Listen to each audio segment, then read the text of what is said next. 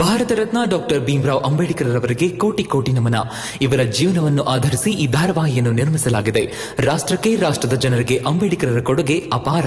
ಹಲವಾರು ಅಧಿಕೃತ ಪುಸ್ತಕಗಳನ್ನು ಆಧರಿಸಿ ಈ ಕಥೆಯನ್ನು ತಮ್ಮ ಮುಂದೆ ಇಡಲಾಗಿದೆ. ಈ ಧಾರಾವಾಹಿಯನ್ನು ವಾಹಿನಿಯು ನಿಷ್ಠೆಯಿಂದ ನಿರ್ಮಿಸಿದ್ದು, ಬಾಬಾ ಸಾಹೇಬರ ಜೀವನ ಮತ್ತು ಸವಿಸಿದ ಹಾದಿ ಪ್ರತಿಯೊಬ್ಬರಿಗೂ ಸ್ಫೂರ್ತಿ ನೀಡುತ್ತದೆ ಎಂಬುದನ್ನು ವಾಹಿನಿಯು ಬಲವಾಗಿ ನಂಬಿದೆ. ಜೀವನ ಒಂದು ಹೋರಾಟ. ಹುಟ್ಟಿನಿಂದ ಸಾಯೋ ತನಕ ಹೋರಾಡ್ತಾನೆ ಇರಬೇಕು. ಪ್ರತಿ ದಿನ ಹೋರಾಡಬೇಕು, ಪ್ರತಿ ವ್ಯಕ್ತಿನೂ ಹೋರಾಡಬೇಕು. ನನಗಿನ್ನೂ ಅರ್ಥ ಆಗ್ಲಿಲ್ಲ ಅದೆಲ್ಲ. ಅದಕ್ಕೆ ಗಾಬರಿ ಪಡ್ಕೊಂಡು ಇಲ್ಲಿಗೆ ಬಂದೆ. ನನಗೆ ಗೊತ್ತು ನಾನು ಇಲ್ಲಿಗೆ ಬರೋದು ಅವ್ರಿಗೆ ಇಷ್ಟ ಇಲ್ಲ ಅಂತ, ಆದ್ರೂ ಇಲ್ಲಿಗೆ ಬಂದಿದ್ದೀನಿ. ದಯವಿಟ್ಟು ವೈಭವ್ ಮೂರ್ತಿಗಳು ಎಲ್ಲಿದ್ದಾರೆ ಅಂತ ಗೊತ್ತಿದ್ರೆ ಹೇಳಿ.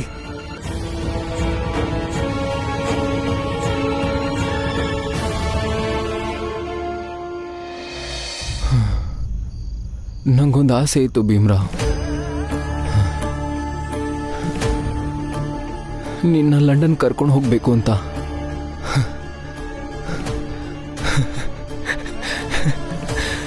ನಮ್ಮ ಸ್ನೇಹನ ಉಳಿಸ್ಕೋಬೇಕಂತಿತ್ತು.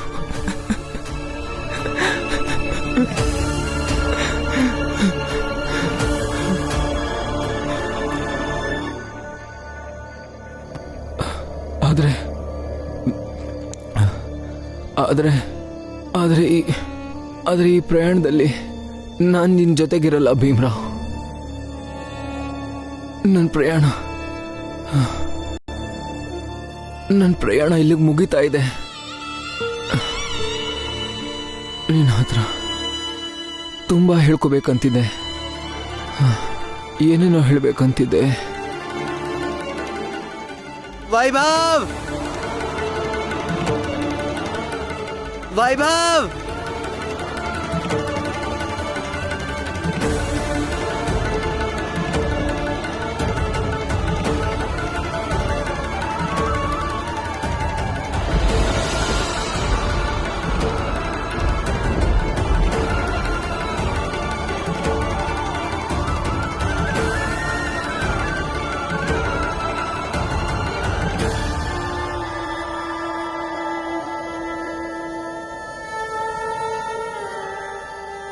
ಎಲ್ಲಿ ಹೋದ ವೈಭವ್? ವೈಭವ್,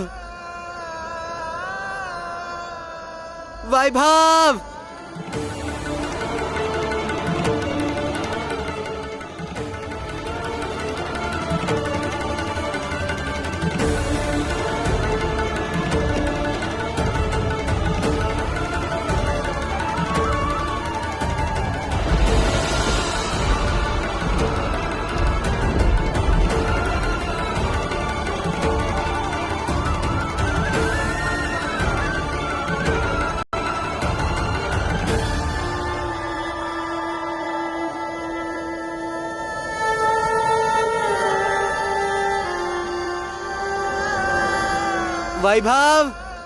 ವೈಭವ್, ವೈಭವ್, ವೈಭವ್, ವೈಭವ್,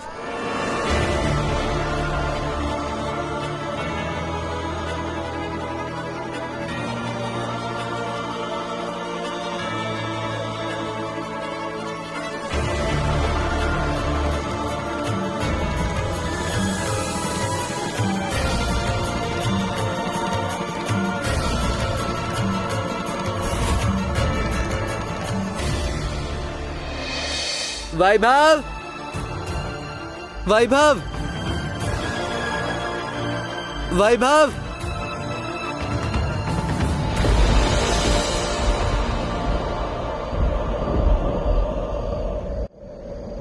ವೈಭವ್,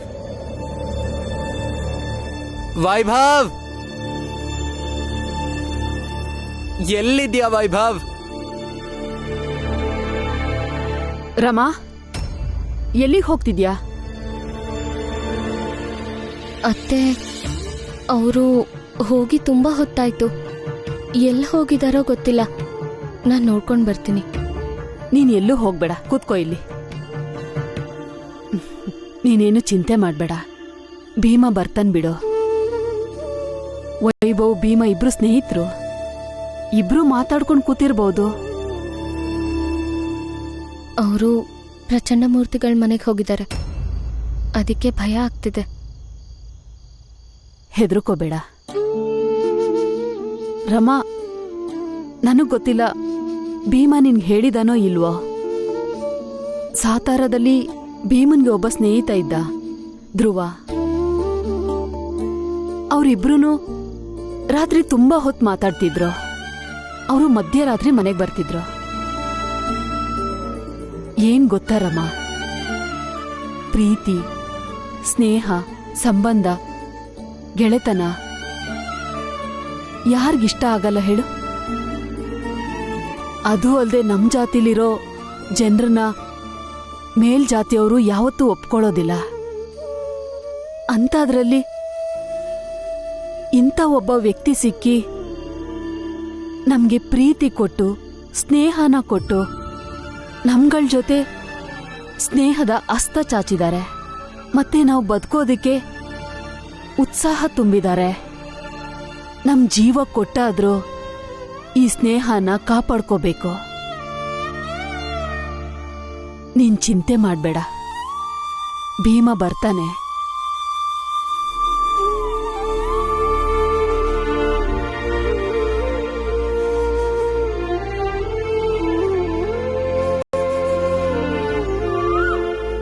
ಭೀಮಣ್ಣ, ಭೀಮಣ್ಣ,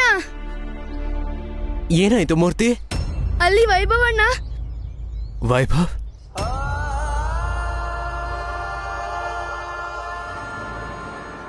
ವೈಭವ್?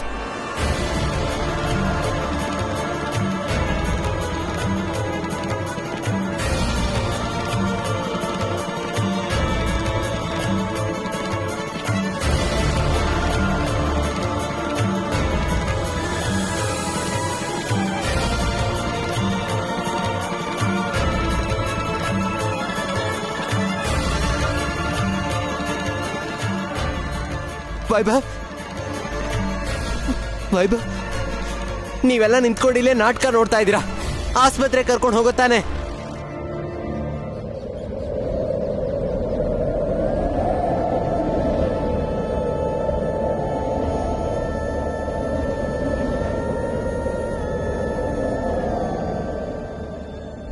ಆಸ್ಪತ್ರೆ ಕರ್ಕೊಂಡು ಹೋಗ್ಬೇಕು.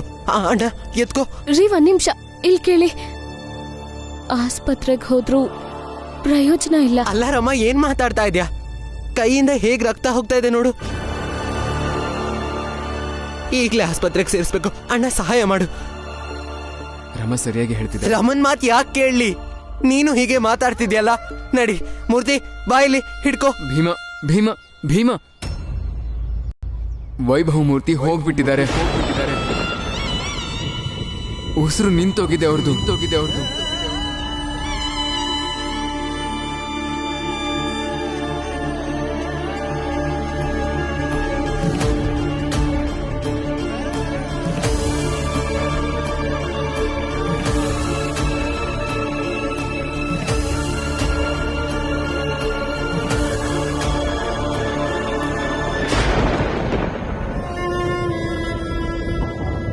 ಲಂಡನ್ ಅಲ್ಲಿ ಒಬ್ಬ ಇಂಗ್ಲಿಷ್ ಪ್ರೊಫೆಸರ್ ಹೇಳ್ತಾ ಇದ್ರು, ಅ voice friend is as good as 10 books.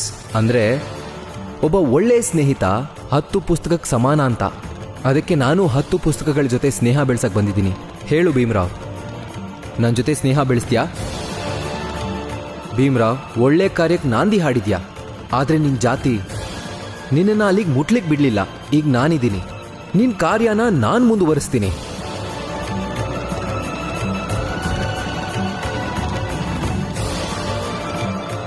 ನನ್ ಗೆಳೆಯ ನೀನು. ಇಂಥವ್ರ ನೆರಳು ಕಂಡ್ರು ದೂರ ಹೋಗೋರ್ ನಾವು, ಮುಟ್ಟಕ್ಕೂ ಹೇಸಿಗೆ ನಮ್ಗೆ. ಅಂಥವ್ನ ತಪ್ಕೋತೀಯ? ಹೌದು, ನಾನು ಭೀಮನ ಸ್ನೇಹಿತ ಅಂತ ಒಪ್ಕೊಂಡಿದ್ದೀನಿ. ನಾನು ನನ್ನ ಸ್ನೇಹಿತನ ತಪ್ಕೊಂಡಿದ್ದು. ನೀನೇನ್ ಅನ್ಕೊಂಡಿದ್ಯಾ? ನೀನ್ ಒಬ್ಬಂಟಿಯಾಗಿ ಹೋರಾಡ್ತಿದ್ರೆ ಆಗ ಒಂದಿನ ರಾತ್ರೋರಾತ್ರಿ ಮೇಲ್ನವ್ರಿಗೆ ಎಲ್ಲ ಅರ್ಥ ಆಗಿ ಬದಲಾಗ್ತಾರೆ ಅನ್ಕೊಂಡಿದ್ಯಾ? ಕನ್ಸಲ್ಲೂ ಹೀಗೆಲ್ಲ ಆಗಲ್ಲ ಭೀಮಾ. ನನ್ಗೇನೋ ಆಗುತ್ತೆ ಅಂತ ನನ್ನನ್ನು ದೂರ ಮಾಡೋದ್ರಿಂದ ಇನ್ ಯಾವ ವೈಭವನೂ ಭೀಮನ್ ಜೊತೆ ಈ ವ್ಯವಸ್ಥೆ ವಿರುದ್ಧ ಹೋರಾಡಕ್ ಬರೋದೇ ಇಲ್ಲ. ನಾನು ಲಂಡನ್ಗೆ ಹೋಗಿ ನೀನ್ ಓದಕ್ ಬೇಕಿರೋ ಅಡ್ಮಿಷನ್, ಉಳ್ಕೊಳಕ್ ಎಲ್ಲಾ ವ್ಯವಸ್ಥೆ ಮಾಡಿರ್ತೀನಿ. ನೀನ್ ಲಂಡನ್ಗೆ ಬರೋದು, ಇರೋದು, ಓದೋದು ಎಲ್ಲಾ ಖರ್ಚು ನಾನು ನೋಡ್ಕೋತೀನಿ.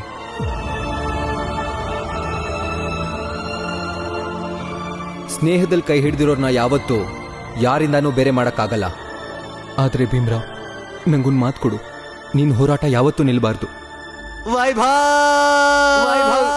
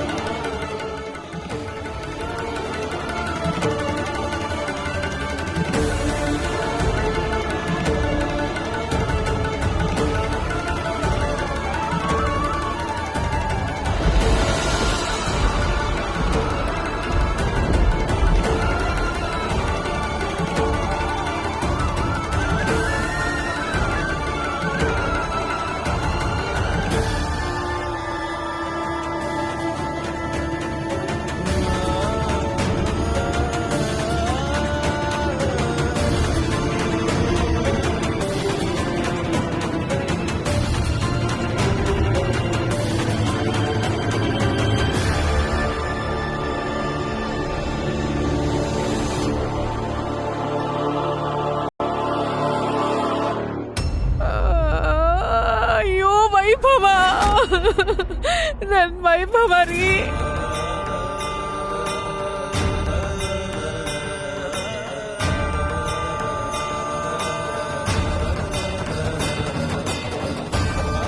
ಕೆಳವರ್ಗದವನು ಅನ್ನೋದನ್ನ ಮರಿಬೇಡ.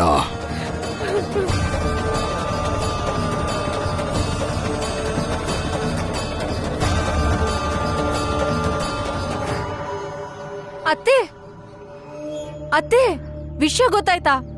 ಏನಾಯ್ತು? ಏನ್ ಇಷ್ಟೊಂದು ಸಂತೋಷ ಪಡ್ತಿದ್ಯಾ? ಮೊದಲ ಹೇಳದನ್ ಕೇಳಿ.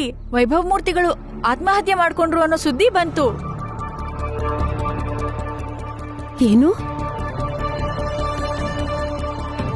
ನಿಜನಾ ಲಕ್ಷ್ಮಿ? ಹೌದು ಅತ್ತೆ, ಅದಕ್ಕೆ ನಂಗೆ ಇಷ್ಟು ಖುಷಿ ಆಗ್ತಿದೆ.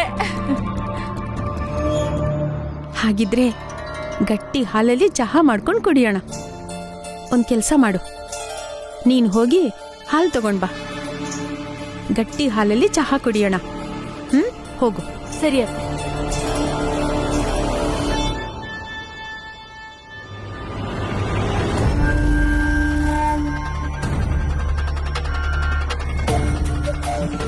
ಲಕ್ಷ್ಮಿ, ಹೆದರ್ಕೊಳ್ಳೋ ಅವಶ್ಯಕತೆ ಇಲ್ಲ, ನೀನ್ ಹೋಗ್ಬಾ. ದುಃಖ ಪಡೋರು ದುಃಖ ಪಡ್ಲಿ, ನಮಗ್ ಸಂತೋಷ ಆಗಿದೆ, ನಾವು ಚಹಾ ಕುಡಿಯೋಣ. ಹೋಗು.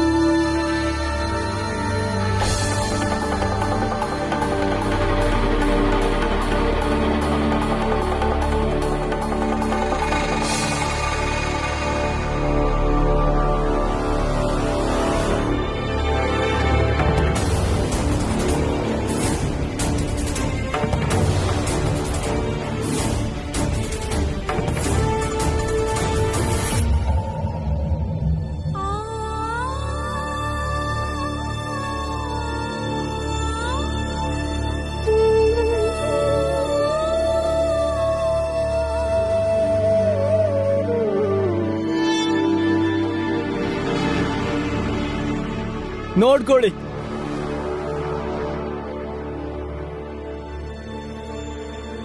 ನೋಡ್ಕೊಂಡು ಸಂತೋಷ ಪಡಿ. ಈ ಕೆಳವರ್ಗದ ಭೀಮ್ರಾವ್ ಸಹವಾಸದಿಂದ ಇವತ್ತು ಇವತ್ತು ಇವತ್ತು ವೈಭವ್ ಮೂರ್ತಿ ಸತ್ತಿದ್ದಾರೆ. ಇನ್ನು ಯಾರು ಇದನ್ನ ಅರ್ಥನೇ ಮಾಡ್ಕೊಳಕ್ ಹೋಗ್ತಿಲ್ಲ. ಇದು ಖಂಡಿತವಾಗ್ಲೂ ಕೆಳವರ್ಗದವ್ರು ಹುನ್ನಾರಾನೆ. ನೋಡಿ, ಏನಾದ್ರೂ ಒಂದು ಉದ್ದೇಶ ಇಟ್ಕೊಂಡೆ ಮೇಲ್ನವರ ಸಹವಾಸ ಮಾಡ್ತಾರೆ. ಗೊತ್ತು ಇವರಿಗೆ ಮೇಲ್ನವರ ಜಾತಿ, ಸಿದ್ಧಾಂತ, ಆಚಾರ ವಿಚಾರಗಳಿಂದ ಕಟಿಬದ್ಧರಾಗಿರ್ತಾರೆ ಅಂತ. ಯಾರೇ ನಮ್ಮ ಆಚಾರಗಳಿಗೆ ವಿರುದ್ಧವಾಗಿ ಹೋದ್ರು ನಾವಂತೂ ಒಪ್ಕೊಳ್ಳೋದೇ ಇಲ್ಲ. ವೈಭವ್ ಮೂರ್ತಿಯವರು ಎಷ್ಟು ಆತ್ಮೀಯರಾಗಿದ್ರು, ನಮ್ಮೆಲ್ಲರ ಪ್ರೀತಿ ಪಾತ್ರರಾಗಿದ್ರು. ನಮ್ಮನ್ ಸೋಲ್ಸ್ಬೇಕು ಅಂತಾನೆ ಇವರೆಲ್ಲ ಹಿಂಗ್ ಮಾಡಿದ್ದು. ಇವತ್ ನಾವು ಸೋತ್ಬಿಟ್ವಿ. ಇವರಿಗೆಲ್ಲ ಇವತ್ತು ತುಂಬಾ ಸಂತೋಷವಾಗಿರೋ ದಿನ, ಆದ್ರೆ ನಮಗೆ ದುಃಖ ಪಡೋ ದಿನ.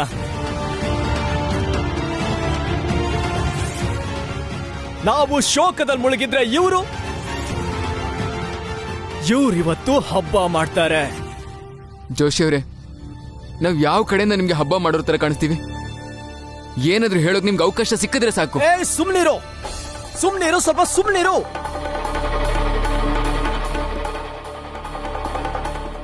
ನೋಡ್ತಿದೀವಲ್ಲ, ನೀವೆಲ್ಲ ಸೇರಿ ಈ ಮನುಷ್ಯನ ನುಂಗ್ ಹಾಕ್ಬಿಟ್ರಿ. ಇವರಿಂದ ಈ ರೀತಿ ಸತ್ತು ಬಿದ್ದಿದ್ದಾರೆ. ಈಗ್ಲೂ ದಯವಿಟ್ಟು ಸುಮ್ಮನಿದ್ಬಿಡಿ. ಈಗ ನಮಗೆ ಅರ್ಥ ಆಯ್ತು ಈ ವೈಭವ್ ಮೂರ್ತಿಗಳ ಸಾವಿಗೆ ಕಾರಣ ಯಾರು ಅಂತ. ಸಾಕ್ಷಿ ಕಣ್ಮುಂದೆನೆ ಇದೆಯಲ್ಲ. ವೈಭವ್ ಮೂರ್ತಿಗಳ ಈ ಸಾವಿಗೆ ಕಾರಣ ಈ ಭೀಮ್ರಾವ್.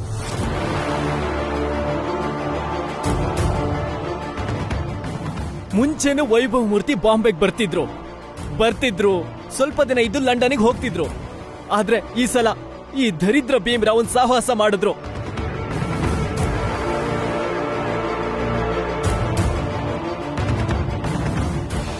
ಬಹುಶಃ ವೈಭವ್ ಅದೃಷ್ಟ ಕೈ ಕೊಡ್ತು ಅನ್ಸತ್ತೆ.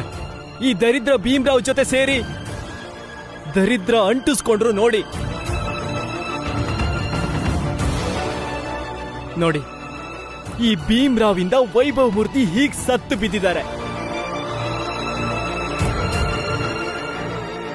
ನರೋತ್ತಮ್ ಜೋಶಿ ಅವರು ಯಾವಾಗ್ಲೂ ಸರಿಯಾಗಿ ಹೇಳೋದು. ಪ್ರಶ್ನೆ ಹೀಗಿರೋದು ನಿಮ್ಗೆ, ನೀವು ಸರಿಯಾದ ಮಾತು ಕೇಳಿ ಸರಿಯಾದ ನಿರ್ಧಾರ ತಗೋತೀರೋ ಇಲ್ವೋ ಅನ್ನೋದು. ವೈಭವ್ ಮೂರ್ತಿಗಳ ಸಾವಿಗೆ ಕಾರಣ ಆಗಿರೋ ಈ ಭೀಮ್ರಾವ್ಗೆ ಸರಿಯಾದ ಶಿಕ್ಷೆ ಕೊಡ್ತೀರೋ ಇಲ್ವೋ ಹೇಳಿ.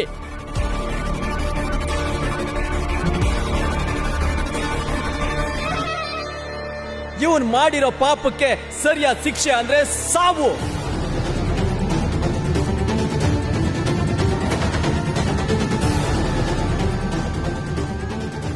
ಹೌದು, ರಕ್ತಕ್ಕೆ ರಕ್ತನೇ ಹರಿಸ್ಬೇಕು. ವೈಭವ್ ಮೂರ್ತಿ ಸಾವಿಗೆ ಕಾರಣ ಆದವ್ರನ್ನ ಸುಮ್ಮನೆ ಬಿಡಲ್ಲ. ನಿಂತ್ಕೊಳ್ಳಿ.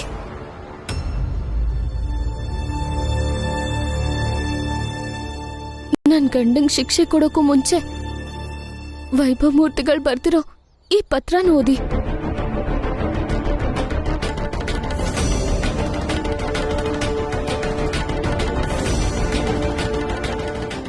ಜನ ಹೇಳ್ತಾರೆ ಒಬ್ಬ ವ್ಯಕ್ತಿ ಸಾಯುವಾಗ ಸುಳ್ಳು ಹೇಳಲ್ಲ ಅಂತ.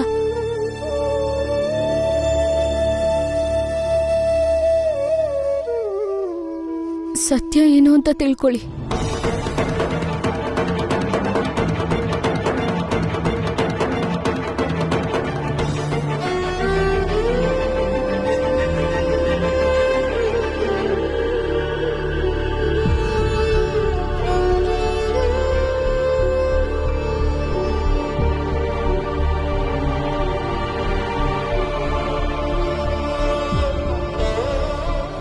ತಗೊಳ್ಳಿ.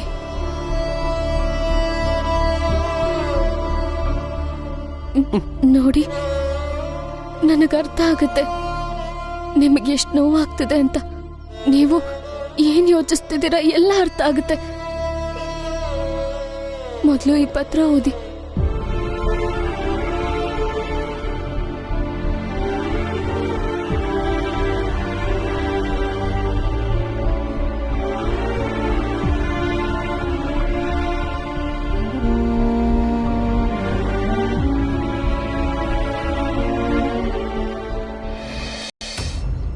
ಭೀಮ್ರಾವ್,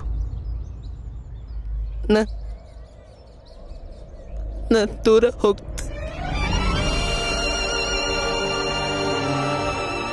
ನಾನು ದೂರ ಹೋಗ್ತಿದ್ದೀನಿ. ಹಾಗಂತ ನಾನು ನಿನ್ ಜೊತೆ ಇಲ್ಲ ಅಂತ ಯಾವತ್ತೂ ಅನ್ಕೋಬೇಡ ಭೀಮ್ರಾವ್. ಸದಾ ಇರ್ತೀನಿ.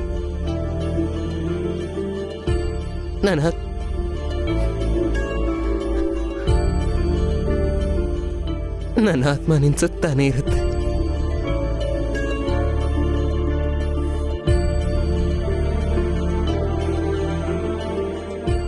ಭೀಮ್ರಾವ್, ನಾನು ಮೇಲ್ವರ್ಗಕ್ಕೆ ಸೇರಿದವನಾಗಿದ್ರಿಂದ ದುರ್ಬಲ ಆಗೋದೆ. ನಾನು ಕುಗ್ಗು ಹೋದೆ. ನಿಮ್ಮೆಲ್ಲರ ಒಂದೊಂದು ಪ್ರಶ್ನೆಗೂ ನಾನು ಭಯಸ್ತನಾದೆ. ನೀನು ಧೈರ್ಯಶಾಲಿ, ಹೋರಾಡಬಲ್ಲೆ, ಗೆಲ್ಲಬಲ್ಲೆ.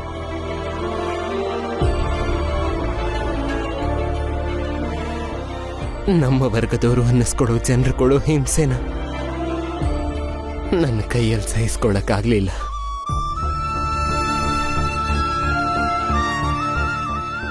ನಾನು ಅಕಸ್ಮಾತ್ ಅವ್ರ ವಿರುದ್ಧ ಹೋರಾಡಿ ಗೆದ್ದಿದ್ರು ಕೂಡ ನನ್ನನ್ನು ಸಾಯಿಸೋದಕ್ಕೆ ನಿನ್ನನ್ನು ಲಂಡನ್ ಕರ್ಕೊಂಡು ಹೋಗ್ಲಿಲ್ಲ ಅನ್ನೋ ಒಂದೇ ಒಂದು ಕಾರಣ ಸಾಕು.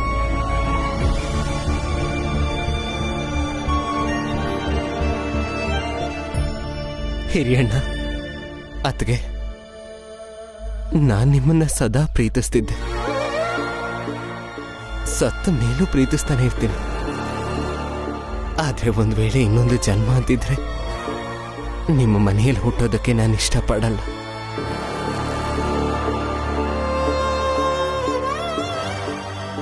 ಇನ್ಯಾವ ಜನ್ಮದಲ್ಲೂ ನಾನು ನಿಮ್ಮ ಮನೆ ತುಳಿಯಲ್ಲ. ಮೇಲ್ವರ್ಗದವ್ರು ಯಾವ ಮನೇನೂ ಬೇಡ.